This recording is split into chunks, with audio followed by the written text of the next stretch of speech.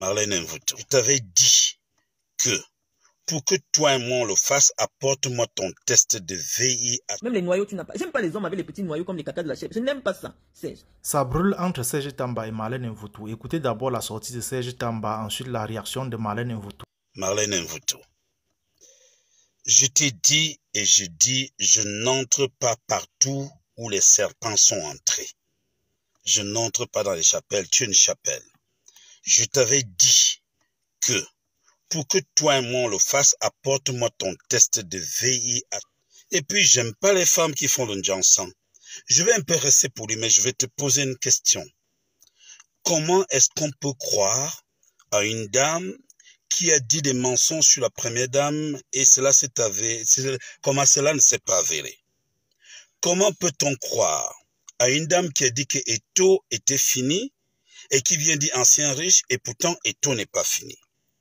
Comment peut-on croire à une dame qui a été dans un projet de football et qui aurait arnaqué les gens? Comment peut-on croire à une femme qui a dit que Paul Biya est mort, il ne vit plus, il est comme ceci, et finalement, M. Biya vivant? Comment peut-on croire à une femme qui dit qu'elle ne connaît pas Tamba et qu'elle ne sort pas avec les blédards, c'est-à-dire les gars du bled, et qui vous dit qu'elle a 4 enfants avec 4 pères différents, parmi lesquels un de mes amis d'enfance? Et comment peut-on croire à une femme qui a renié son propre père et dit que Mendoze est son père? Et Edna Mendoze m'avait chargé de lui dire d'arrêter, et quand je lui ai dit, elle s'est arrêtée, elle s'est fâchée. Comment peut-on croire à une femme qui subit l'homme poti avec 2 gars qui étaient à Vision 4?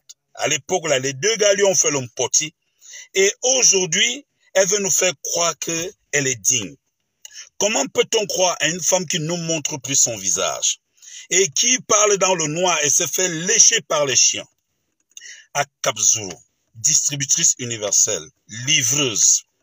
Comment est-ce qu'on peut croire à une femme qui vous dit qu'elle voulait être présidente de la FECAFOOT, mais qui ne vous dit pas la vérité, qui a menti que Batamak avait pris son argent? Et pourtant, elle s'est excusée après. Il y a les vidéos qui vont sortir, qu'elle a menti sur Batamak, elle a menti sur ceci. Et pourtant, c'est parce que Batamak avait refusé de lui donner ce qu'elle voulait. Vous savez que dès qu'elle regarde un homme, l'homme lui promet que je vais te faire l'amour. Elle s'est déjà déshabillée. Elle est déjà entourée un sozout. Comment peut-on croire à une femme qui a menti aux membres du commerce qu'elle va leur donner comme si, et lorsqu'elle allait proposer comment ça, ce que Dieu lui a donné? Et c'est comme ça que les membres du commerce ont refusé. Et ceux qui sont tombés dans ce piège-là, elle s'est énervée. Comment peut-on croire à une fille ou à une dame qui a passé le temps à ravir, comment on dit ça, tous ceux qui voulaient convoiter sa mère, sa marâtre? Comment peut-on croire à une femme? C'est dit que qui, maintenant, elle vous dit qu'elle est docteur, elle vous dit qu'elle est ceci, mais docteur de quoi? Docteur en engoût sexuel ou bien en gourmandise sexuelle? Elle vous dit que on a marabouté tel. Mais comment on fait pour marabouter un homme? Je comprends pas. Et puis quand elle vous parle d'histoire de prison, je l'ai jamais rencontré en prison. Je suis allé accompagner Pete Bacardi, ex-Malaya, et Achille Mana qui allaient faire des dons en tant qu'animateur à Siantou. Je suis allé les accompagner. Et c'est comme ça que je vois une femme assise, comment ça, là où il y a les gardes prisonniers, qui je reconnais, c'est à Kapzuru, église, légère comme le papier. Elle me demande, elle me dit, s'il te plaît, va plaider pour moi. Et je lui donne 1150 francs. Je dis bien, j'étais avec ex-Malaya, Achille Emana, Pete Bacardi à l'époque. Elle dit qu'on parlait d'Eto, je parlais d'Eto, Eto, si tu dis même ça Eto, il va dire, il va rire, et je ne parle pas d'Eto aux gens, quand quelqu'un vient moi. Comment peut-on croire à une femme? C'est-à-dire que, comme l'autre fille avait dit que chaque fois qu'on lui fait l'amour, elle fait le pou, agna, monsieur, agna, pet. Je t'ai dit que ne te donne pas et je vais pas te donner. Je respecte ma femme. Montre-nous un seul homme. Tu dis c'est mon mari, c'est mon copain. Tu veux parler de Tamba, tu es dans la périphérie.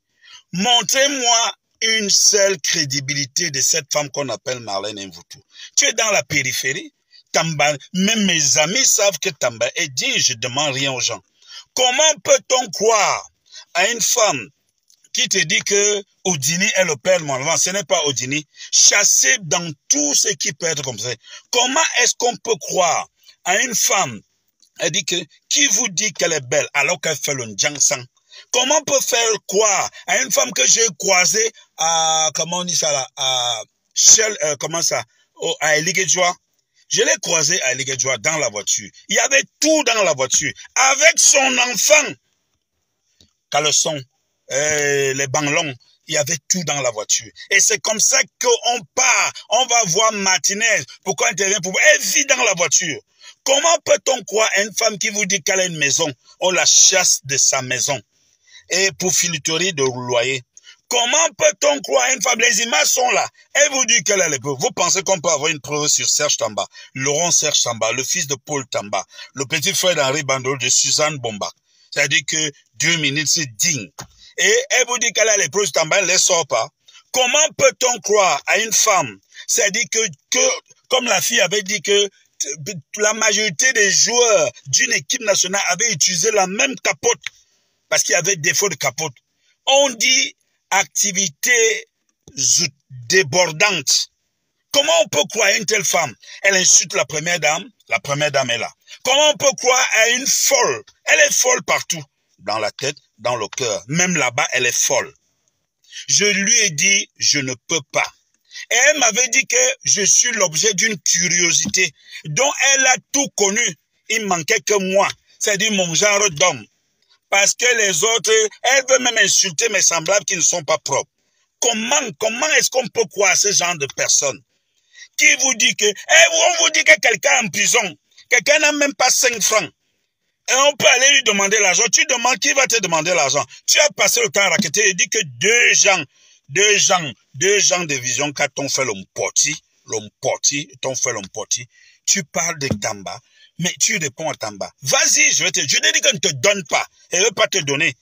Je vais préférer donner à Valérie Amoura avec la permission de ma femme ou à Lynn Zomo la permission de ma femme. Toi-même, dans mon passé, je n'ai connu que de la dignité, du respect et tout. Qui va te... Zéro, je peux rien te donner. Je ne vais pas te donner. Maïki veut. On ne doit azout. Maïki veut. Ndatuas. L'église. Est-ce que vous avez déjà vu la porte d'une chapelle fermée? Si la porte d'une chapelle est fermée, ce n'est pas une chapelle. Elle, sa porte est toujours ouverte. C'est-à-dire qu'elle a tout connu. Comment ça, anglophone, Gada Mayo, elle a connu, comment ça, les Metsum Gochum, elle a, tout est entré là-dedans, tu ne sais même plus de quoi est composé son sang, souillé. On a écouté notre frère, qui nous a appris que j'aurais eu un enfant avec un certain Issa Oudjini. Devant Dieu et devant les hommes, je n'ai jamais eu un enfant avec un certain Issa Oudjini. Devant Dieu et devant les hommes, je n'ai jamais eu un enfant avec Issa Oudjini. Je n'ai jamais couché avec un certain Issa Oudjini, devant Dieu. Donc, Issa Oudjini était un camarade à moi. On était en classe de seconde. Je crois que j'étais parti chez eux peut-être une seule fois. On était camarades de lycée. Je n'ai jamais couché avec lui. Je suis désolé, Serge Tamba. Je n'ai jamais couché avec lui. C'est simplement la preuve que tu ne me connais pas. Si jusqu'à aujourd'hui, tu ne sors pas la vraie version de ma vie. Si jusqu'à aujourd'hui, tu n'arrives pas à dire quelque chose d'établi dans ma vie où tu peux apporter les preuves, ça c'est bien la preuve que ma vie privée est tellement cachée. C'est pour ça qu'elle fascine de nombreuses personnes. Et tu l'as compris. Tu sais que si tu parles de Marlène, en une journée, tu auras 5000 vues. Parle-nous de toi, parle d'autre chose. Parce que la personnalité de Marlène fascine. Les gens veulent écouter Marlène, les gens veulent savoir les secrets de Marlène. Non. Tu dis que j'ai rencontré des gens, j'ai fait des enfants avec, mais tu cites que le nom d'une seule personne. Mais tu devrais savoir avec qui j'ai fait des enfants, puisque tu me connais, tu serais même parenté à moi. Mais je ne vais pas m'attarder dessus. Moi, ce qui m'intéresse aujourd'hui, c'est parce que tu es revenu là sur ce sujet particulier, en ce qui concerne ton sexe. Donc, je t'ai dit, moi, je suis une femme extrêmement vicieuse. C'est-à-dire, j'aime les hommes, hein, j'aime énormément les hommes. J'aime les hommes et moi, les hommes m'ont toujours laissé un très bon souvenir. Vous savez, le doigt que toi, tu fais l'amour. Le doigt, tu as des doigts, mais en bas, il n'y a pas grand-chose, Serge. Même les noyaux, tu n'as pas. J'aime pas les hommes avec les petits noyaux comme les cacas de la chèvre. Je n'aime pas ça, Serge. C'est pas intéressant. J'aime quand un homme est calibré. Et donc, je doute que tu ailles avec les femmes parce que un homme de ton âge, si tu avais une sexualité régulière, tes noyaux devaient déjà descendre. Tu devais avoir les noyaux descendus. Tes noyaux ne sont pas descendus. Tu as plus de 50 ans. Te voici. Tu n'as pas les noyaux. Moi, j'aime bien le bruit des noyaux. Tu n'as pas les noyaux. Tu n'as pas. Donc, ça ne m'intéresse pas vraiment. J'ai regardé, j'ai écarté. J'ai bien écarté, il n'y avait pas. Les amis, j'ai cherché, il n'y avait pas. Un gars, quand il est membré, il s'assoit comme ça, tu vois le truc. Mais il n'y a pas. Mais ce qui m'a intrigué quand même sur tes photos, c'est... J'ai vu que tu fais plutôt pousser tes seins. Ça peut nous indiquer le type de sexualité que tu aimes. Voilà tes seins. Hein. Voilà, le bas, il n'y a pas. La queue, il n'y a pas. Les doigts, tu as. Tu as les doigts, mais ici, il n'y a pas. Il n'y a pas quelque chose. Mais on remarque que tu as fait pousser tes seins. Donc, je mets la main au feu. On ne te prend pas derrière. Voilà tes seins. Tout le monde va remarquer que les tchélés font un effort. Regardez, regardez. Voilà les seins. Hein. Il a les seins. Mais l'entrejambe, il n'y a pas. Il n'y a rien, même les noix, il n'y a pas. Quand je cause avec un homme, je regarde toujours son pantalon.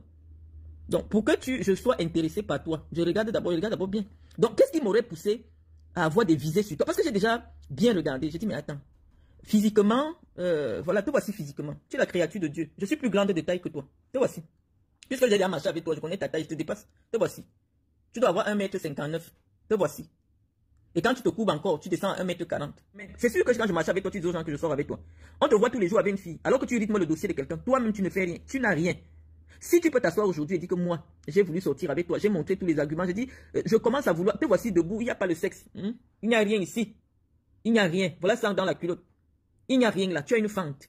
C'est pour ça que malheureusement aujourd'hui, comme vous êtes des petits affamés, les hommes au Cameroun vous prennent par le derrière. Moi, je respecte la sexualité de tout un chacun. Mais il faut assumer. Il faut assumer. Tu donnes le derrière, c'est à tout à ton honneur. Et même Freud disait que lorsque un homme s'attaque à une femme, c'est qu'il a des doutes sur sa sexualité. Tu ne peux pas venir avoir un débat. Tu es quand même un animateur radio. Qu'on t'aime, qu'on ne t'aime pas, tu as fait tes pas à Yaoundé. Donc, même lorsque tu viens interpeller une personne de mon rang, tu ne vas pas nous limiter le débat. Les gens ont besoin d'élever le débat, de comprendre. Tu dis que j'ai dit qu'Eto fils n'a rien. Or, les gens ont vu qu'Eto fils a quelque chose. Pourquoi tu amènes le débat d'Eto? Toi, tu veux que, au fond de toi, tu es jaloux de Samuel Eto'o.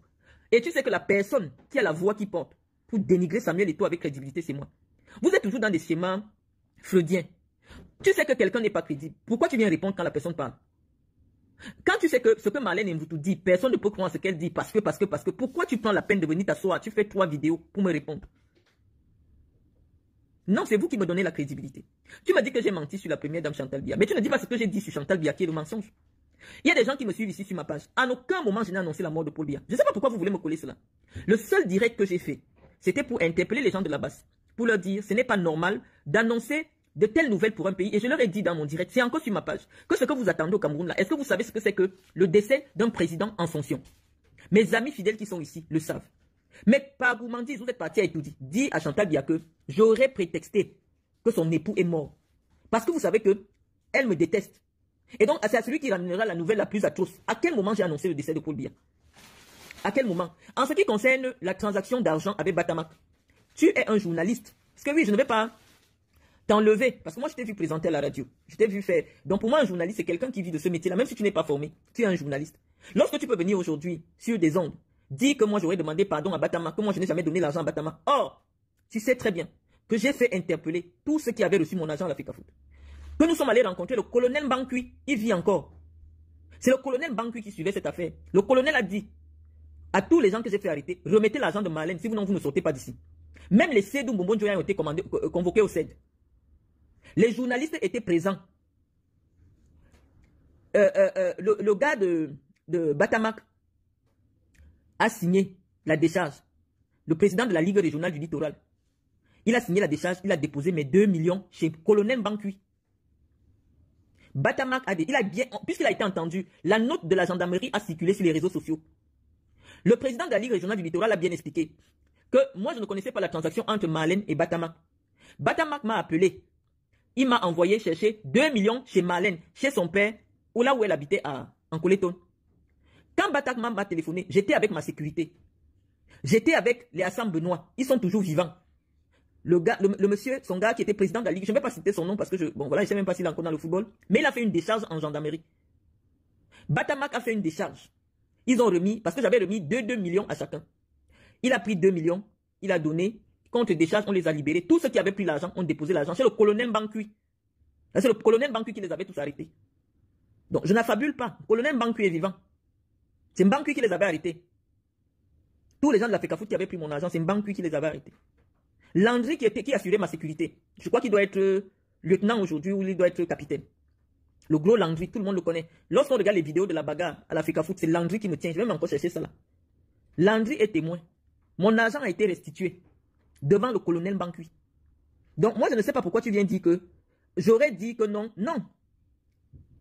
Ce qui m'a fait cravater Batama. Batama est venu chez moi dans la nuit. Je raconte toujours l'affaire. C'est-à-dire que les procès-verbaux de gendarmerie sont là. Moi, j'étais chez moi. J'avais déjà signé un accord avec Iya Mohamed. Il est en prison. Il était question. J'étais avec le colonel Ango. Malheureusement, j'ai appris dernièrement qu'il est décédé. Je n'étais même pas au courant.